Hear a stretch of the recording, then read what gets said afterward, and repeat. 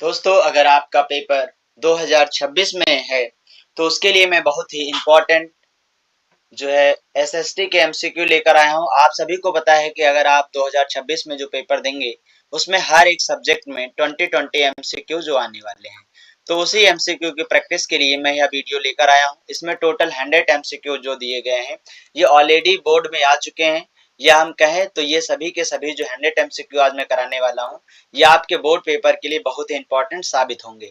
इसलिए आप वीडियो को लास्ट तक देखिए और एक एक क्वेश्चन को अच्छे से याद कर लीजिए। बार बार आप वीडियो को जब देखेंगे तो आपको ये अच्छे से रिवाइज हो जाएगा और आप अपने पेपर में अच्छा नंबर ला पाएंगे। तो आइए वीडियो की शुरुआत करते हैं। पहला क्वेश्चन देखते हैं क्या है। पहला क्वेश्चन है, फ्रांस में गणतंत्र की घोषणा कब हुई? ऑप्शन है 1815, 1830 और 1848 और 1871। अगर आपको इसका सही आंसर पता है तो आप कमेंट में हमें बताइए, नहीं तो हम आपको बताते हैं कि फ्रांस में गणतंत्र की घोषणा जो हुई थी वो हुई थी 1848 में। अब आइए क्वेश्चन नंबर 2 की तरफ चलते हैं। क्वेश्चन नंबर 2 क्या दिया है आपका, लिखा है फ्रांस की क्रांति कब हुई थी? तो फ्रांस की क्रांति आपको बताना है 1688 में हुआ था या 1789 या 1914 या 1939 में। तो आपको बता दें इसका सही आंसर है 1789 में फ्रांस की क्रांति हुई थी। क्वेश्चन नंबर तीसरा क्या है, 1789 ईस्वी में फ्रांस किस प्रकार का राज्य था? असीमित राजतंत्र या सीमित राजतंत्र या प्रजातंत्र या गणतंत्र? तो इसका सही ऑप्शन हो जाएगा असीमित राजतंत्र। आगे बढ़ते हैं। क्वेश्चन नंबर जो है 4, लिखा है नेपोलियन का संबंध किस देश से था? जर्मनी से था, इटली से था, फ्रांस से था या इंग्लैंड से था? तो इसका ऑप्शन सही हो जाएगा, जो नेपोलियन का संबंध था वो फ्रांस से था। आइए क्वेश्चन नंबर 5, लिखा है नेपोलियन ने नागरिक संहिता को कब लागू किया था?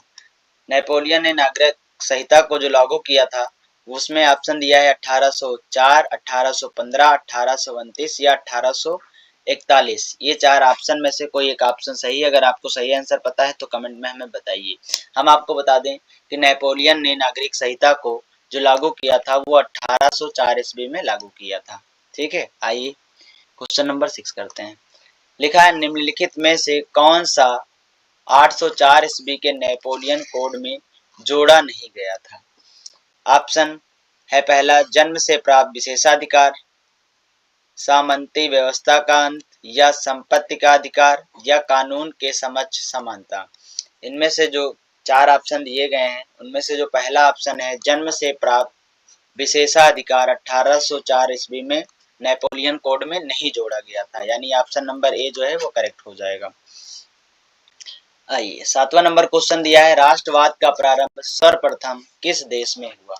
इंग्लैंड में, अमेरिका में या फ्रांस या रूस में हुआ था? तुम आपको बता दें इसका सही आंसर जो है फ्रांस में। राष्ट्रवाद का प्रारंभ जो हुआ था वो सर्वप्रथम फ्रांस में हुआ था। क्वेश्चन नंबर 8, राष्ट्रवाद की अवधारणा का जन्म किस घटना से माना जाता है? पहला ऑप्शन है धर्म सुधार आंदोलन से, पुनर्जागरण से, फ्रांस की क्रांति से या गोरखपुर क्रांति से। तो इसका सही ऑप्शन हो जाएगा फ्रांस की क्रांति से। क्वेश्चन नंबर 9, क्वेश्चन नंबर 9 है, यूरोप में राष्ट्रवाद के उदय के कारण निम्नलिखित में से कौन से हैं? उदय के कारण कौन सा है? लिखा है पहला ऑप्शन है नए माध्यम वर्ग का उदय, उदारवादी विचारधारा का प्रसार, क्रांतिकारियों का उदय या सभी। ऑप्शन नंबर 9 जो है इसमें ये तीनों के तीनों ऑप्शन सही हो जाएंगे, यानी ऑप्शन नंबर डी एकदम करेक्ट हो जाएगा आपका। आइए क्वेश्चन नंबर 10 है, लिखा है मध्य वर्ग के उदय का कारण क्या था? औद्योगिकरण, मानवीयकरण या तकनीकी या वैश्वीकरण? तो ऑप्शन नंबर 10 जो है उसका ऑप्शन हो जाएगा औद्योगिकरण, ये एकदम सही हो जाएगा। क्वेश्चन नंबर 11, लिखा है जलवेराइन का गठन कब किया गया? 1837 ईस्वी या 1834 ईस्वी या 1835 ईस्वी या 1838 ईस्वी? तो इसका सही ऑप्शन हो जाएगा 1834 ईस्वी में। ठीक है, ये हो जाएगा आपका करेक्ट। आइए क्वेश्चन नंबर 12 क्या लिखा है? लिखा है नेपोलियन की पराजय कब हुई थी? 1814 या 1815 या 1816 या 1817 में हुआ था? तो इसका सही ऑप्शन हो जाएगा नेपोलियन की जो पराजय हुई थी वो 1815 ईस्वी में हुई थी। क्वेश्चन नंबर 13, वियना सम्मेलन की मेजबानी निम्नलिखित में से किसने की? ऑप्शन पहला है मेटरनिख या बिस्मारक या चल प्रथम नहीं, इनका नाम होगा चोल प्रथम। ठीक है, फिर इसमें लिखा है इसमें से कोई नहीं। इसमें से कौन सा ऑप्शन हो जाएगा? 13 नंबर का जो है वो मेटरनिख ने मेजबानी की थी वियना सम्मेलन की। ठीक है, आइए 14 नंबर क्वेश्चन है, फ्रांस में किस शासन वंश की पुनर्स्थापना वियना कांग्रेस द्वारा की गई थी? एम्सवर्ग, आलिया वंश या बुर्बो वंश या जरशाही वंश? तो 14 नंबर जो ऑप्शन है उसका सही ऑप्शन हो जाएगा बुर्बो वंश, यानी कि ऑप्शन नंबर सी आपका करेक्ट है। 15 नंबर क्वेश्चन है, यूरोप में प्रथम विद्रोह कब हुआ? पहला ऑप्शन है मई 1830, जुलाई 1830, मई 1839 या जुलाई 1829। तो इसका सही ऑप्शन हो जाएगा जुलाई 1830। 16 नंबर क्वेश्चन दिया है, 1830 ईस्वी की क्रांति के बाद फ्रांस में किस प्रकार का शासन स्थापित हुआ? संघीय व्यवस्था, संघीय शासन व्यवस्था या संवैधानिक राजतंत्र या निरंकुश राजतंत्र या गणराज्य? तो इसका सही ऑप्शन हो जाएगा ऑप्शन नंबर बी, संवैधानिक राजतंत्र। आइए आगे बढ़ते हैं। 17 नंबर लिखा है, ज्यूसेप मैथ्सनी का संबंध था इटली के एकीकरण से, जर्मनी के एकीकरण से या इंग्लैंड के राष्ट्रवाद से या फ्रांस के राष्ट्रवाद से? तो इसका सही ऑप्शन हो जाएगा ए नंबर, इटली के एकीकरण से, इटली के एकीकरण से। आइए 18 नंबर क्वेश्चन है, यूरोप में किस दशक में बड़ी आर्थिक मंदी आई? 1820, 1830, 1840 या 1850? तो इसका सही ऑप्शन हो जाएगा बी, 1830 में। 19 नंबर क्वेश्चन है, जर्मन के संस्कृत में बॉक्स जिसका आशय था पहला राष्ट्र, संविधान, आम जनता या सांसद? तो 19 नंबर क्वेश्चन हो जाएगा ए नंबर, राष्ट्र हो जाएगा, राष्ट्र। ठीक है, 20 नंबर क्वेश्चन है, ऑटो वन बिस्मारक का संबंध किस देश से था? इटली, जर्मन, फ्रांस या ब्रिटेन? तो इसका सही ऑप्शन हो जाएगा बी नंबर, ऑटो वन बिस्मारक का जो संबंध था वो जर्मनी से था। ठीक है, आइए 21 नंबर लिखा, जर्मनी के एकीकरण में मुख्य भूमिका किसकी थी? जोसेपे गैरिबाल्डी, ऑटो वन बिस्मारक या नेपोलियन या विलियम प्रथम? तो इसका सही ऑप्शन हो जाएगा बी नंबर, ऑटो वन बिस्मारक का संबंध जो है था किससे था? जर्मनी के एकीकरण से।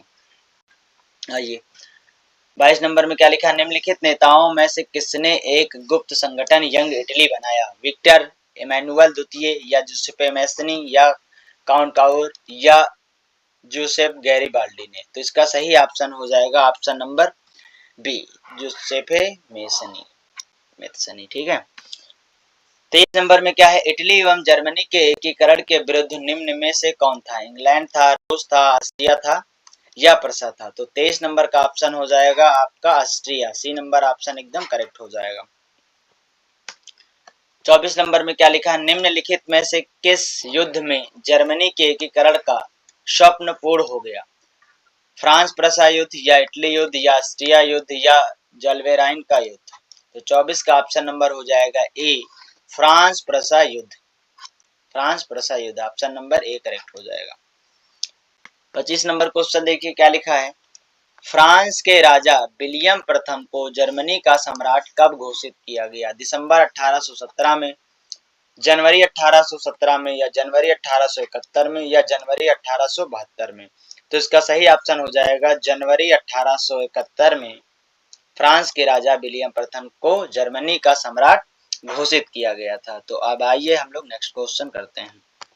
क्वेश्चन नंबर 26 लिखा है, प्रथम विश्व युद्ध प्रारंभ हुआ? ये बहुत ही इंपॉर्टेंट और बहुत ही फेमस क्वेश्चन है। ऑप्शन है 1910, 1911, 1914, 1920। तो ये क्वेश्चन आपको एकदम रटा होना चाहिए कि प्रथम विश्व युद्ध की जो शुरुआत हुई थी वो कब हुई थी? 1914 में हुई थी। आइए अब नेक्स्ट क्वेश्चन 27 नंबर लिखा है, महात्मा गांधी दक्षिण अफ्रीका से भारत कब लौटे? ये भी बहुत इंपॉर्टेंट क्वेश्चन है। लिखा है वर्ष 1915 में, वर्ष 1916 में, वर्ष 1918 में या वर्ष 1920 में? तो आपको बता दें इसका सही आंसर हो जाएगा वर्ष 1915 में महात्मा गांधी दक्षिण अफ्रीका से भारत आए थे। कब आए थे? 1915 में। ठीक है, आइए क्वेश्चन नंबर 28 करते हैं। लिखा है, भारत में राष्ट्रपिता कहकर किसे संबोधित किया जाता है? ये भी बहुत फेमस क्वेश्चन है, ये आपको बचपन से ही रटा होगा कि राष्ट्रपिता के नाम से हम लोग किसको जानते हैं, महात्मा गांधी को जानते हैं। तो बाकी ऑप्शन देखने की कोई जरूरत नहीं, पहला ही ऑप्शन करेक्ट हो जाएगा। आइए 29 नंबर क्वेश्चन क्या है, लिखा है भारत वापस आने पर गांधी जी ने पहला सत्याग्रह कहाँ किया था, चंपारण, बारदौली, अहमदाबाद या खेड़ा में। तो जब भारत गांधी जी आए थे तो पहला सत्याग्रह जो किया था वो किया था चंपारण में। ओके, अब आइए क्वेश्चन नंबर 30। क्वेश्चन नंबर 30 में लिखा महात्मा गांधी का विचार था, क्या था, धर्म को कभी भी राजनीति से अलग नहीं किया जा सकता, या धर्म का राजनीति से कोई संबंध नहीं, या धर्म और राजनीति अलग अलग है, उपर्युक्त में से कोई नहीं। तो महात्मा गांधी का जो विचार था वो था धर्म को कभी भी राजनीति से अलग नहीं किया जा सकता। ठीक है, अब आइए क्वेश्चन नंबर 31, लिखा है असहयोग आंदोलन का मुख्य कारण क्या था, रॉलेट एक्ट, या प्रथम विश्व युद्ध, या खिलाफत आंदोलन, या चौरी चौरा कांड। 31 का सही ऑप्शन हो जाएगा रॉलेट एक्ट। असहयोग आंदोलन का मुख्य कारण क्या था, रॉलेट एक्ट। क्वेश्चन नंबर 32, लिखा है जलियांवाला बाग हत्याकांड किस वर्ष में हुआ। ये भी बहुत ही इंपॉर्टेंट और फेमस क्वेश्चन है, इसको अच्छे से आप नोट कर लीजिएगा और इसको याद करिए। लिखा है 1918, 1919 या 1920 या 1921। तो ऑप्शन नंबर 32 जलियांवाला बाग हत्याकांड, 32 नंबर क्वेश्चन का जो ऑप्शन है बी नंबर वो एकदम सही हो जाएगा। वर्ष 1919 में क्या हुआ था, जलियांवाला बाग हत्याकांड। आइए 33 नंबर क्वेश्चन दिया है जलियांवाला बाग हत्याकांड में गोलियां किसने चलवाई, माउंटबेटन ने, लॉर्ड डलहौजी ने, लॉर्ड इरविन ने, या जनरल डायर। ये भी बहुत ही इंपॉर्टेंट और बहुत फेमस क्वेश्चन है कि जलियांवाला बाग हत्याकांड में जिसने गोलियां चलवाई थी उसका नाम क्या था, जनरल डायर था। आइए 34 नंबर क्वेश्चन है कांग्रेस द्वारा असहयोग आंदोलन कब अपनाया गया। ऑप्शन नंबर ए क्या है, सूरत में दिसंबर 1920 में, नागपुर में दिसंबर 1920 में, या कोलकाता में जनवरी 1921 में, या दिसंबर 1920 में। तो 34 नंबर क्वेश्चन का ऑप्शन जो हो जाएगा एकदम सही वो बी नंबर, नागपुर में दिसंबर 1920 में हुआ था। ठीक है, जगह का नाम है नागपुर, मंथ का है दिसंबर और सन है 1920। क्वेश्चन नंबर 35, लिखा है कांग्रेस का अधिवेशन कहाँ हुआ था, दिल्ली, मुंबई, कोलकाता या नागपुर। तो इसका सही ऑप्शन हो जाएगा मुंबई, सही ऑप्शन हो जाएगा मुंबई। 36 नंबर क्वेश्चन है असहयोग आंदोलन का नेतृत्व किसने किया, जवाहरलाल नेहरू, मोतीलाल नेहरू, लोकमान्य तिलक या महात्मा गांधी। जो 36 का सही ऑप्शन हो जाएगा असहयोग आंदोलन का नेतृत्व किया था महात्मा गांधी ने। 37 नंबर जो क्वेश्चन है वो लिखा असहयोग आंदोलन के दौरान अवध में किसानों का नेतृत्व किसने किया, जवाहरलाल नेहरू, बाबा रामचंद्र, शौकत अली या महात्मा गांधी। तो 37 नंबर ऑप्शन हो जाएगा बी नंबर, बाबा रामचंद्र। 38 नंबर क्वेश्चन है चौरी चौरा कांड किस वर्ष घटित हुआ, वर्ष 1920 में, या वर्ष 1921, या वर्ष 1922, या वर्ष 1925। तो 38 नंबर क्वेश्चन का सही ऑप्शन हो जाएगा वर्ष 1922 में चौरी चौरा कांड घटित हुआ था। ठीक है, जलियांवाला बाग हत्याकांड 1919 में हुआ था, ये बात आपको ध्यान रखनी, 1919 में हुआ था जलियांवाला बाग हत्याकांड, और 1922 में हुआ था चौरी चौरा कांड। ये दोनों बात आपको ध्यान रखनी, कंफ्यूज नहीं होना है आपको बिल्कुल। आइए 39 नंबर क्वेश्चन है भारतीय राष्ट्रीय कांग्रेस की स्थापना कब हुई, 1885, 1940 या 1857 या 1855। 39 नंबर का जो ऑप्शन है ए नंबर एकदम सही हो जाएगा 1885 में। आइए 40 नंबर क्वेश्चन क्या लिखा है, साइमन कमीशन का बहिष्कार किया गया था क्योंकि आयोग में कई ब्रिटिश सदस्य नहीं था, इसने हिंदू और मुस्लिम के लिए अलग अलग निर्वाचन मंडल की मांग की, आयोग में कोई भारतीय सदस्य नहीं था, या किसने हिंदू और मुसलमान का पक्ष लिया था। तो साइमन कमीशन का बहिष्कार किया गया था क्योंकि जो है आयोग में कोई भारतीय सदस्य नहीं था, इसीलिए क्या किया गया, उसका बहिष्कार किया गया। 41 नंबर क्वेश्चन दिया है साइमन कमीशन का विरोध करते हुए निम्नलिखित में से कौन पुलिस की लाठियों के प्रहार से शहीद हो गया।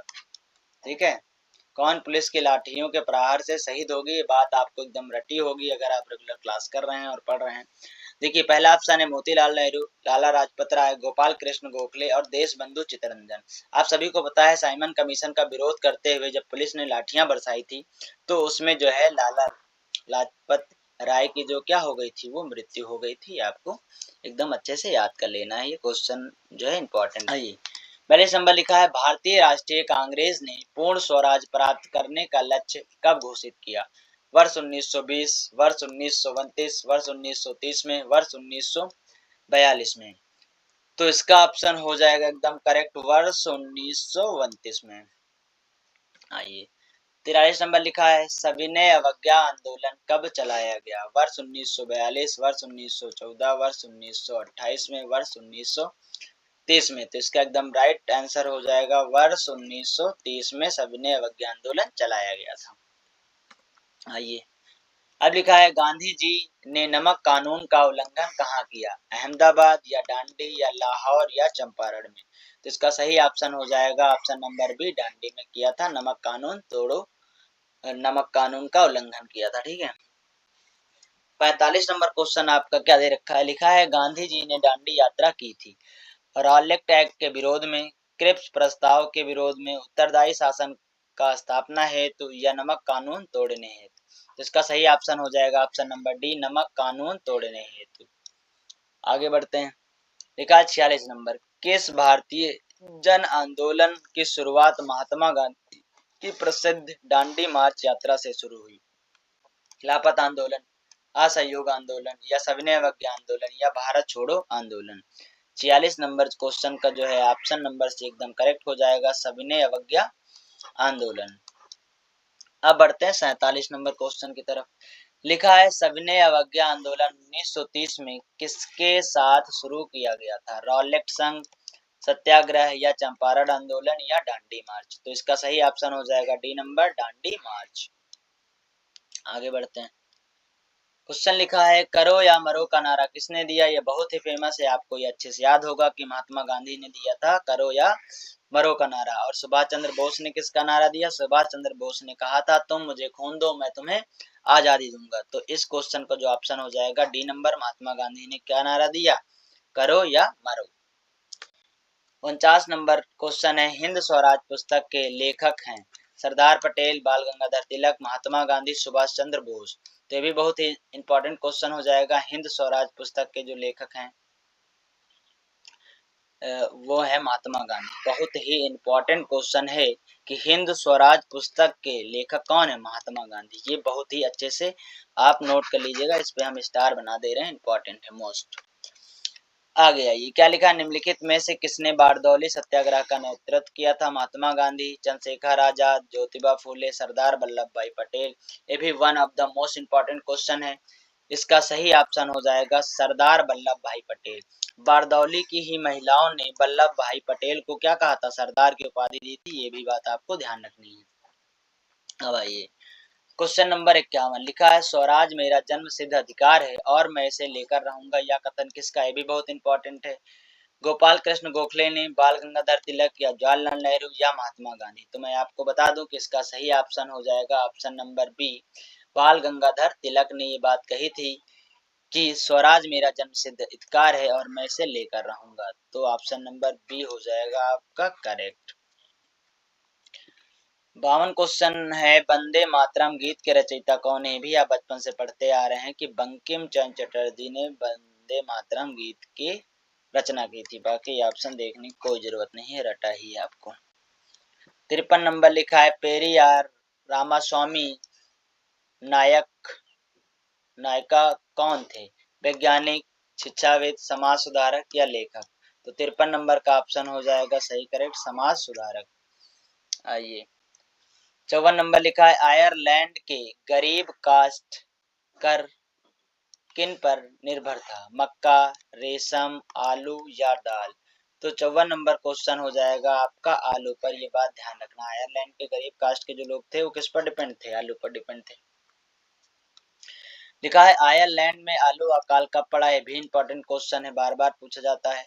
1845, 1846, 1843 या 1850 में। तो 55 नंबर का एक ऑप्शन एकदम करेक्ट हो जाएगा। आलू अकाल कब पड़ा? 1845 में पड़ा था। आइए, लिखा है किस वर्ष अनुबंध श्रम प्रथा का उन्मूलन हो गया? वर्ष 1913, वर्ष 1917, वर्ष 1921, वर्ष 1926। तो 56 नंबर क्वेश्चन का ऑप्शन एकदम सही हो जाएगा, वर्ष 1921 में। 57 नंबर क्वेश्चन क्या है? प्रथम विश्व युद्ध कब से कब तक लड़ा गया? 57 नंबर ऑप्शन है ए 1914। प्रथम विश्व युद्ध कब से कब तक लड़ा गया? वर्ष 1914 से लड़ा गया। कब से कब तक ये बोला है तो आपको बता दें 1914 में चालू हुआ था और प्रथम विश्व युद्ध 1918 में खत्म हो गया था। 4 साल चला था। ठीक है, आइए अब आगे।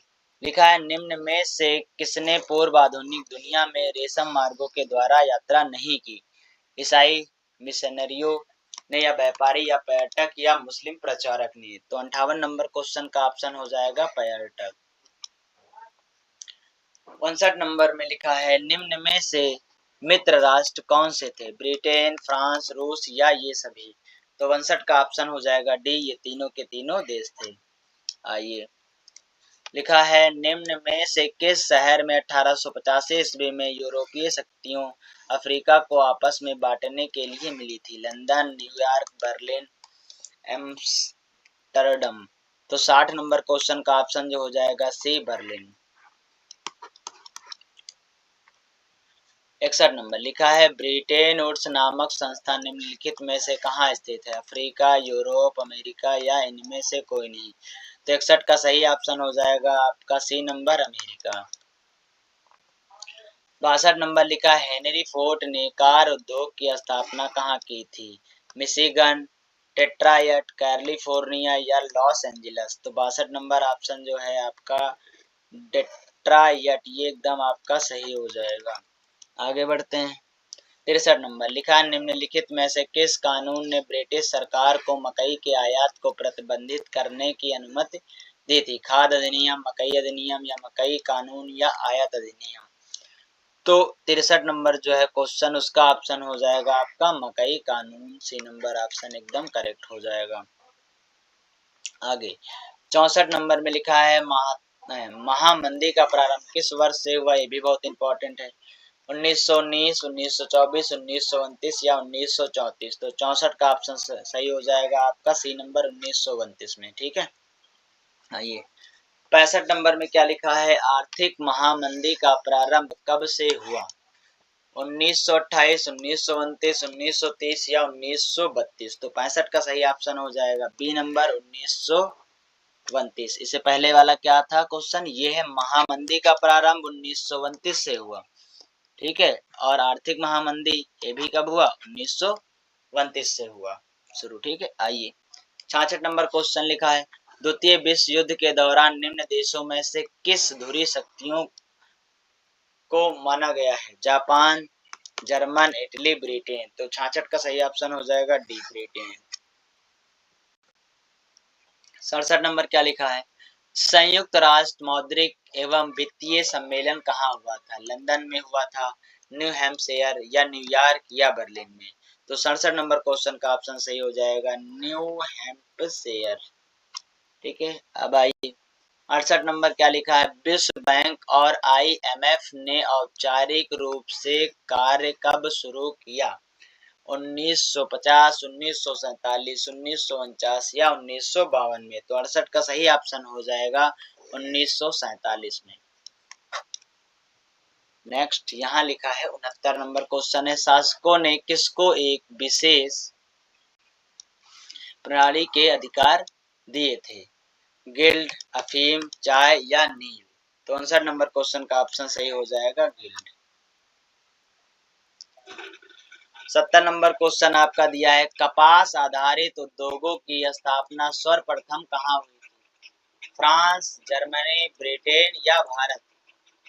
तो इसका सही ऑप्शन हो जाएगा 70 का सी नंबर, ब्रिटेन।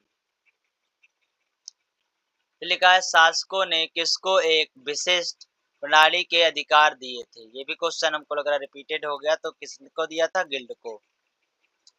72 नंबर क्वेश्चन है कपास आधारित उद्योग की स्थापना सर्वप्रथम कहाँ हुई थी? फ्रांस में, जर्मनी में, ब्रिटेन में या भारत में? तो इसका सही ऑप्शन हो जाएगा सी नंबर, ब्रिटेन में। कहाँ हुआ था? ब्रिटेन में। 73 नंबर लिखा कपास या ऊन कताई के लिए कौन सी तकनीक उपयोग होती है? फुल फुलजर, कार्डिंग, स्पिनर, स्टेपलर। तो कौन सा ऑप्शन सही हो जाएगा? आपका ऑप्शन एकदम सही हो जाएगा, बी नंबर कार्डिंग। 74 नंबर लिखा 1871 ईस्वी में भाप इंजन को सर्वप्रथम किसने करवाया था, यानी किसने चलवाया था, ये होना चाहिए। ठीक है, तो इसका सही ऑप्शन हो जाएगा बी नंबर जेम्स वाट ने। बहुत फेमस है भाप इंजन, उन्होंने ही चलवाया था या उन्होंने आविष्कार किया था उसका। यहाँ पे आइए 75 नंबर लिखा है श्रमिकों द्वारा नई प्रौद्योगिकी के विरुद्ध होने के क्या कारण? रोजगार, मूल्य वृद्धि, बेरोजगारी या ये सभी। तो इसका सही ऑप्शन हो जाएगा सी नंबर बेरोजगारी। आगे बढ़ते हैं। भारतीय व्यापार पर किसने एकाधिकार स्थापित कर लिया था? फ्रांसीसी, ब्रिटिश, डच या पुर्तगाल ने।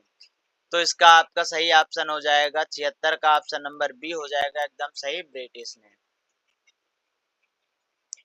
लिखा है गुमास्ता क्या है? बुनकर, कपड़ा व्यवसायी, वेतनभोगी कर्मचारी, उपयुक्त में से कोई नहीं। तो 77 नंबर ऑप्शन आपका एकदम सही हो जाएगा, सी नंबर वेतनभोगी कर्मचारी। आगे बढ़ते हैं। 78 नंबर लिखा गुमास्ता का क्या कार्य था? कपड़ा बुनना, कपास उत्पादन, कपड़े की गुणवत्ता जांचना या उपर्युक्त सभी। तो 78 आपका एकदम सही हो जाएगा, सी नंबर कपड़े की गुणवत्ता जांचना, कपड़े की गुणवत्ता को जांचना। आगे बढ़ते हैं। 79 लिखा है मद्रास में भारत की पहली कताई तथा बुनाई मिल ने उत्पादन कब से प्रारंभ किया? 1854 से, 1884 से, 1874 से, 1896 से। तो इसका सही ऑप्शन हो जाएगा 1874 ईस्वी से।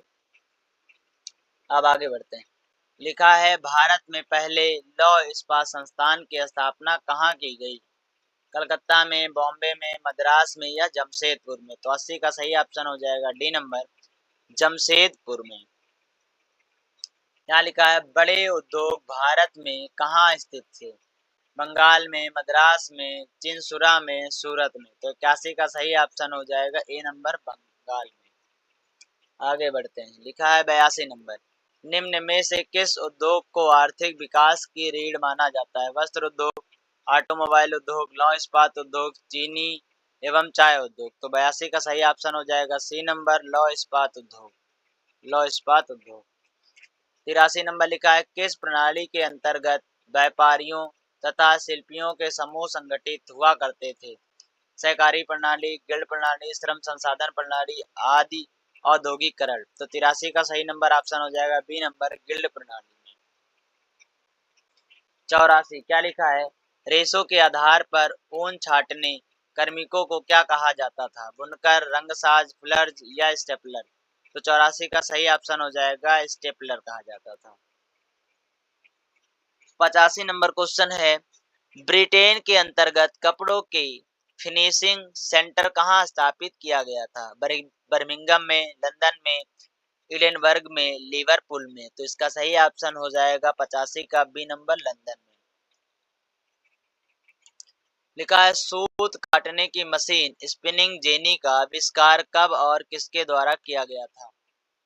1754 में जेम्स प्रिंसेप के किसने किया था? ने। यहाँ के की जगह क्या होना चाहिए? ने। 1804 में न्यूकामेन ने, 1884 में जेम्स हॉपिंग ने, 1764 में जेम्स हरग्रिव्ज ने। तो 86 नंबर का ऑप्शन हो जाएगा डी नंबर 1764 में जेम्स हरग्रिव्ज ने किया था। 87 नंबर लिखा है संसाधनों का विकास निम्न में से किस पर निर्भर करता है? तो 87 का सही ऑप्शन हो जाएगा सी नंबर ए और बी दोनों पर। लिखा है भूमि एक प्राकृतिक संसाधन है, मानव निर्मित संसाधन है, सौर ऊर्जा से निर्मित है या इनमें से कोई नहीं। तो ऑप्शन नंबर ए आपका करेक्ट हो जाएगा प्राकृतिक। 89 क्या लिखा 1840 के दशक तथा औद्योगिकरण के पहले चरण का सबसे बड़ा उद्योग कौन सा उद्योग बन चुका है? धातु उद्योग, चीनी उद्योग, कपास उद्योग, ऑटोमोबाइल उद्योग। तो 89 का सही ऑप्शन हो जाएगा कपास उद्योग। 89 का सही ऑप्शन हो जाएगा कपास उद्योग। 90 नंबर में क्या लिखा है, निम्न में से किस उद्योग में मौसमी बेरोजगारी देखने को मिलती थी? गैस घर उद्योग में, जहाज रानी मरम्मत उद्योग में, शराब खाना उद्योग में, उपर्युक्त सभी। तो 90 का जो है सही ऑप्शन हो जाएगा ऑप्शन नंबर डी, उपर्युक्त सभी। 91 नंबर क्वेश्चन है, ब्रिटेन में हस्तशिल्प उत्पादों को किस के समय अधिक महत्ता एवं पहचान प्राप्त है? महारानी एलिजाबेथ, महारानी विक्टोरिया, महारानी मेरी, महारानी एनी। तो 91 का सही नंबर ऑप्शन हो जाएगा बी नंबर, महारानी विक्टोरिया। निम्नलिखित में से कौन सा जैविक संसाधन है? चट्टाने, पशु, पौधे या मछलियां? तो 92 का सही नंबर हो जाएगा ऑप्शन चट्टाने, 92 का ये हो जाएगा चट्टाने।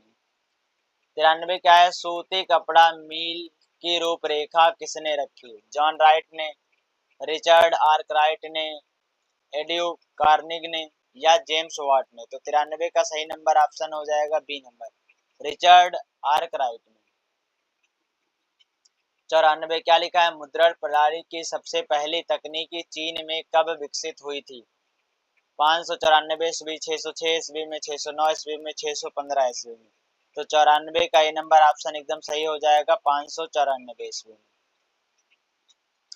95 डायमंड सूत्र जापान की सबसे प्राचीन पुस्तक है, उसकी छपाई कब हुई थी? 1770 ईस्वी, 1810 ईस्वी, 1841 ईस्वी, 1868 ईस्वी? तो 95 का सही नंबर ऑप्शन हो जाएगा डी नंबर, 1868 ईस्वी में।